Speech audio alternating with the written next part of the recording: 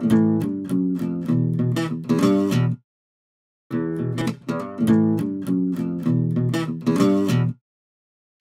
I'm Vanessa Franco. Welcome to another edition of PE Live. Today I am joined by Black Bear from Black Bear and the Cheyenne Autumn Band.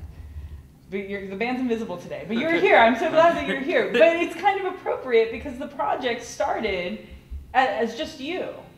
So can you talk a little bit about how this all came to be? Well, basically, I've been writing and performing, recording music for years. But this little project started my last semester at college. So I was kind of writing songs as the semester went by to get me through school, to kind of cope with all of the assignments and the stress of being in school and not really wanting to be there. But I ended up taking a Pro Tools recording class in school, and toward the end of the school year, I actually bought the Pro Tools software so I could practice, and because we had to pass this exam and get certified and all this stuff. So I started recording my songs just sort of like as a project, not really seriously thinking about where it would go. Then the next semester begins to start. That would be the spring semester of 2012, last year. When that semester began, I only had one class left to take, and I wanted to move on to, I don't know, like a Cal State or something higher than Riverside Community College. I signed up for 12 units, and my wife and I were newlyweds, and she decided to sign up and take classes with me as well. So we're going to school together. It's February. It's the first day of class, and we had just finished, I had just finished recording a full album that I had no plans or no, like of course I had aspirations of performing it live and stuff, but it was really kind of like I gotta get these ideas out of my head and get it going and get it out there. Otherwise it's just like stuck in here and driving me insane. So I recorded the album and started kind of posting up the songs on Facebook, but not really performing or anything like that. So we go to school the first day. We live in Corona, so we drive all the way out to Riverside. We get to our class about an hour early, but as soon as we get to the campus, there's nowhere to park, which is kind of always like a curse for any Riverside Community College campus, especially on the first day. But I thought, oh man, we're here an hour and a half early, we're gonna have no problem. But we end up driving around the campus, circling around for 2.5 hours. There's not a single parking space on the entire campus. I'm like about to like rip my hair out. I'm just like so frustrated with everything. And I finally get to my first class, which was going to be the class I was going to take so I could go on to like a Cal State or something like that, and that was geology. And I walk into the classroom, which I had a lot of trouble finding because they built a whole new building and I didn't even know about. And I get to the class and there isn't even a seat in the class. People are lining the walls, and I have to sit on the floor. And I'm actually in this class, like I'm not trying to get added or whatever. I'm actually on the roster, and I only make it to the last 10 minutes of class. And then I go to my next class, and the next class is actually with my wife. It's a film class. And I guess she had a terrible time at her first class too.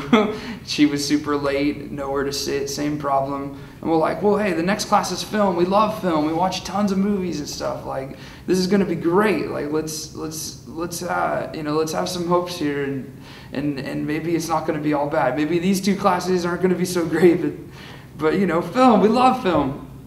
And we walk into the class, and the teacher lays out the syllabus for the whole semester. And I'm looking at it, and I have every single film on the syllabus. I've seen every film, and I own every film on the syllabus. And I'm like, why am I here? Why am I taking these classes? Like, I don't even know if I want to be in school. So I had this like revelation that evening as to maybe this isn't for me kind of thing. And the more I thought about it, the more I was like, you know what, forget this. I'm going to start a band. And your wife is in the band. My wife is in the band too. And your sister yes. is in the band. My sister. And the band, like how you found the other members is really interesting too, because you and your sister always like listened to music, got into music together. Yeah. Growing up, right? Like you Yeah, guys were always really into it, and your wife obviously very musical as well. So how did the rest of the band come together? That's a good question. Well, our drummer, Mikey White Owl Wilson, he is the manager at Salvation Army in Corona. And so one of our other favorite activities is thrift store shopping because we're poor and we can't afford to buy new clothes. So thrift store shopping becomes like a weekly event. And so I would go in there all the time, and he's just the nicest guy. So friendly, so sweet and kind to everyone in there. And so like we really, like our friendship sort of hit it off like right off the bat. And I could tell that he was a musically inclined person just by, you could just perceive these things, his style and stuff. So we started talking music. Turns out he's a drummer, and he loves the same kind of stuff I do, 60s stuff, folk stuff, indie rock, that kind of stuff. So we started talking about all this stuff, and we jammed together several times, but as I was going to school, it just wasn't a possibility to start a band. Like school was my focus. So as soon as I'm like, forget school, let's start a band, I called him up that night and he was like, let's do it. Like he was totally stoked and totally down for it. And then we played for almost a year with that lineup. It was him on drums and me on guitar and singing and harmonica. My sister and my wife, however, have really busy work schedules. So they would maybe do 1 or 2 shows a month with us, but we would play once or twice a week. And so most of the time, it was just Mike on drums and I. And so we had this weird, it was like an acoustic White Stripes thing or something going on. It sounded cool and people dug it, in like the bar scene and stuff. But like we really needed a bass player to fill out the lineup, so that even if for some reason the girls couldn't perform or they had a busy work schedule or something like that, we'd always have like a full sound kind of thing, something to offer everyone that was rocking and energetic and stuff. So I would say, I came up with this little analogy that our music without a bass player was like a bearded man in winter, and he's wearing a woolen cap and thick flannel and boots, but no pants. You need pants in winter. Like you might need those pants. And finally, you found pants. We found pants, and in the strangest of all places, we searched on Craigslist because I was just desperate. Honestly, like no one was coming forward to play bass, and in Corona, we got a few really great bass players, but they're already in 3 or 4 bands. So like, there's no way they could commit to our show schedule. So I'm going on Craigslist and I'm posting a posting saying we need a bass player, and then I'm like, well, I might as well browse the postings and see if there are any bass players looking for bands. And sure enough, I find Derek, who we call Black Bison, and he says he's into metal and funk, and I'm like, well, that's not really our genre, but I had a feeling like someone with those like metal roots I would get along with well, because I used to play a lot of metal. And then I thought about the funk, and I was like, well, we need that soul to our music. Like I actually think it would go really good with our sort of 60s kind of sound.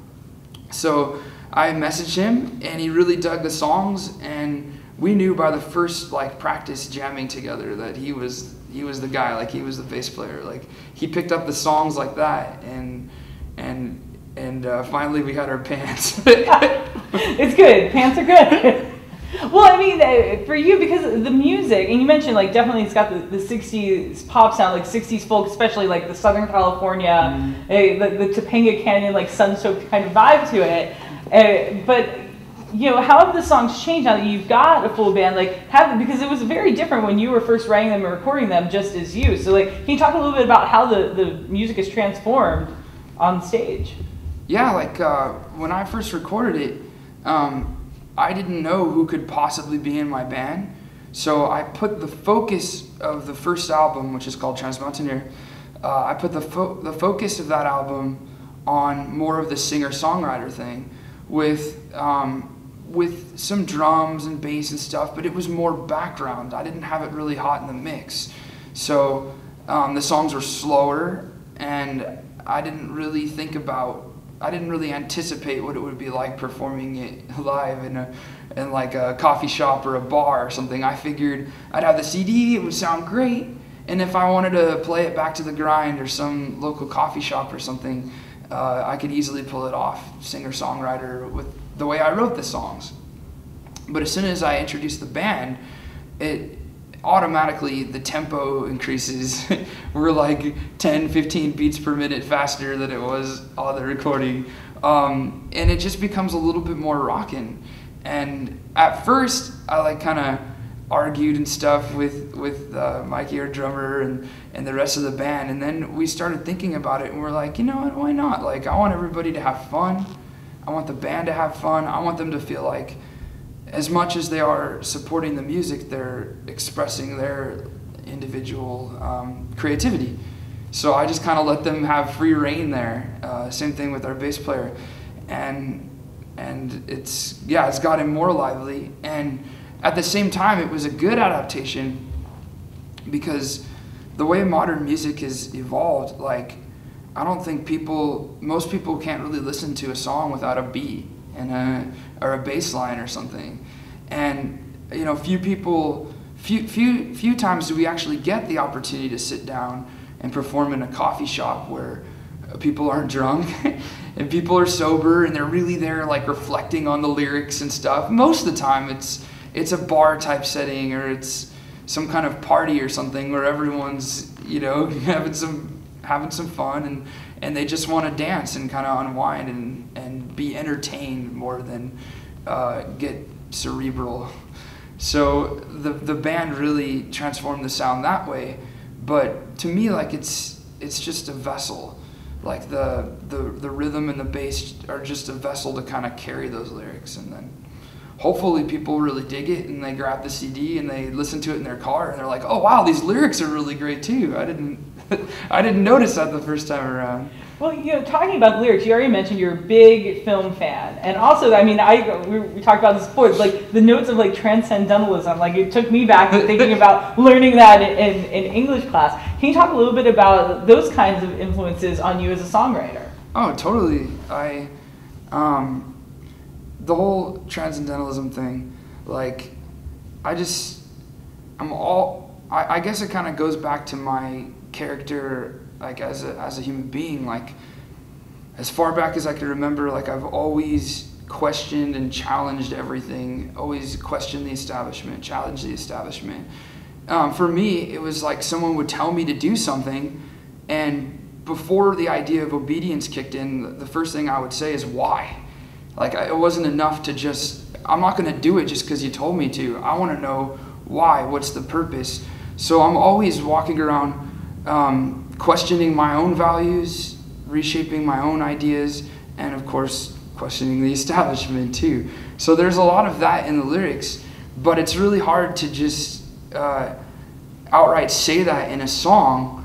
I like it to be a little more subtle, so I pick sort of this backdrop of like the Western frontier to kind of say these transcendentalist philosophies. And I mean, it was the 1800s and those ideas were really sparking anyways, and Thoreau and so and Ralph Waldo Emerson, and this it just kind of fits, I guess, you know.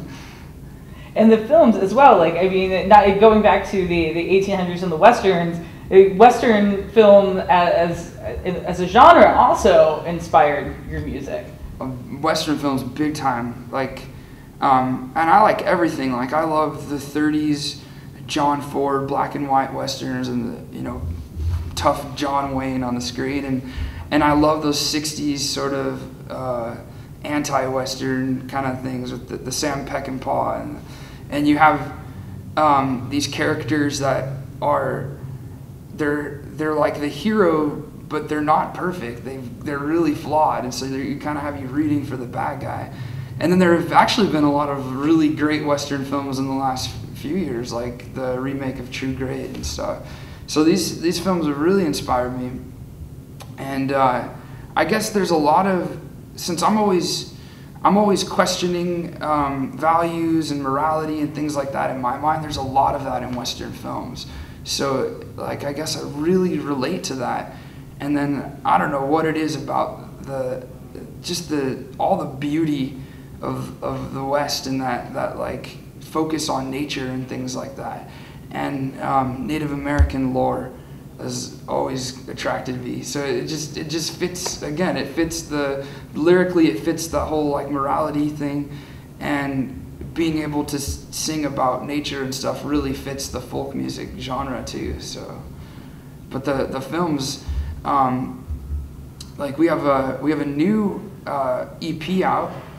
It's called Native Ground, and it's kind of like the precursor to a full-length album we're working on together as a band. This time the full band and not just me. But the EP Native Ground has a song on it called 1850 Overture, which I'm probably going to be performing in a few minutes. And this particular song was inspired by a Swedish film called The Settlers. And it just kind of tells about the first settlers in America and all of the adversity that they faced, and all these just one terrible thing after another, to the point where it makes you wonder, like, what was even the point of coming out here in the first place? Like, maybe they would have just been better off staying back there. But no, this is a part of our history and stuff, and it's something we have to learn from so we don't make those kind of future mistakes and stuff. But the album itself is called Native Ground, and Native Ground, I have sort of a different insight into Native American history, because I seem to remember growing up sort of thinking like the Native Americans were the bad guys for some reason. When you read these stories, and the stories we were told in like 4th grade and stuff, oh yeah, they were slaughtering innocent white people and doing these terrible atrocities. And the more I research it and the more of these like Western films and stuff that I watch, the more I realize that, they were here first, and this was their land, and people were trying to push them out of their way of living and force them to adapt a whole new culture. And I don't think people talk about it enough. I think it's something that's just kind of forgotten. And so, like, I kind of feel like this need to write about that. Like, it should never be forgotten. Like, it should be remembered every day, how terrible that was, so that it never happens again, kind of thing. So you mentioned the new EP, Native Ground, is out. What else is on the horizon for the rest of 2013? Yeah. Sorry. For the rest of 2013, we plan on releasing a full-length album entitled Rollin' Train. And Rollin' Train is one of the tracks off of the Native Ground EP. But there's going to be a theme of this Rollin' Train throughout the album, and in the lyrics and stuff. And the Rollin' Train sort of symbolizes the way, well, time is always moving and ideas are evolving, and it's kind of this struggle between keeping up with the times and these new ideas, and your own stubborn pride and not wanting to grow and evolve as a human being, basically. But that's sort of the theme of the new album. We really, really, really want to tour. That's kind of our whole reason for doing all of this. Every one of us has this desire to travel and meet new people, and that's kind of like our main inspiration in music. It's not just performing and expressing ourselves, but it's those connections and those bonds that you make with other human beings, like yourself, and getting to sit down and talk like this about the music or about other people in their lives, and learning new things about yourself, and learning new ideas that you hadn't considered before. And so, like, I hunger and thirst for that experience and stuff. And I know that there's more out there, and I need to go explore it. Like, I just got this rambling itch, and I think most of my band does too, for that matter. And you get so caught up with the full-time job or whatever else that it's like, oh, I need an escape. Like, I need something more, you know. So I want to go to Europe. That's my main goal. And somehow in the next year, as we continue to play so many shows and release the new album and all that stuff, I'm just hoping that we connect with the right group of individuals who understand where we're going with the music and want to get it to the people and help us distribute it and hopefully find some kind of label to pick us up and help us achieve our dream of touring and all that stuff. So I haven't met the right people yet. Corona, despite how many people live in Corona, there's not much of a music scene out there at all. So it's hard. We're branching out and we're playing in all these other cities but our hometown, and really hoping to make those connections somewhere along the line. Well, and where can people find you online and hear your music? Well, we have a website. It's called bbcab.org.